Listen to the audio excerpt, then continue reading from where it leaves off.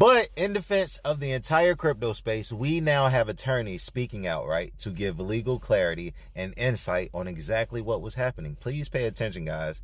He stated how all companies, right, who tried to register pretty much ended up going bankrupt just trying to satisfy the expectations of the SEC and the old policies that are put in place, guys, right? What are they calling the Howey test right now? This is for entertainment purposes. Check this out. Miles. Yeah, I think to echo Sarah's point, I think that it's not really fair to say that the industry has just decided not to comply. I think that if you look at those that sought to come in and register, right, all of them went bankrupt. The SEC hadn't provided any guidance to the industry since 2019, even though the technology and the approach that people were taking had substantially changed, every year, let alone over the course of 4 years.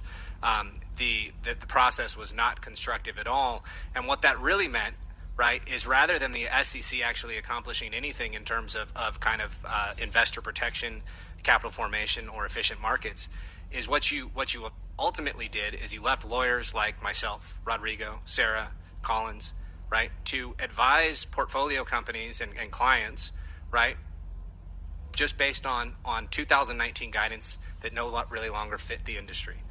And when you're trying to advise startups, you only get to say no so many times, right? And when they, again, look across the street and say, hey, well, why is this person doing this? And you say, well, based on, 30 different factors that the SEC put out 5 years ago, it's a little bit difficult to get buy-in from entrepreneurs. So, I would say that it was not that the industry decided not to say that they wanted to comply. It was that there really was no way to comply, and guidance was not forthcoming. Now, going back to Sarah's point, though, about she is right that the digital assets are not monolithic, right? And what you're hearing up here on this stage is there's two extreme approaches. One, let's treat these all like securities.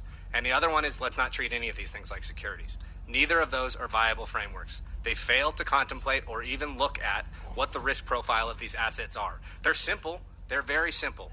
And as a result of that, they're attractive. I understand that complexity sucks.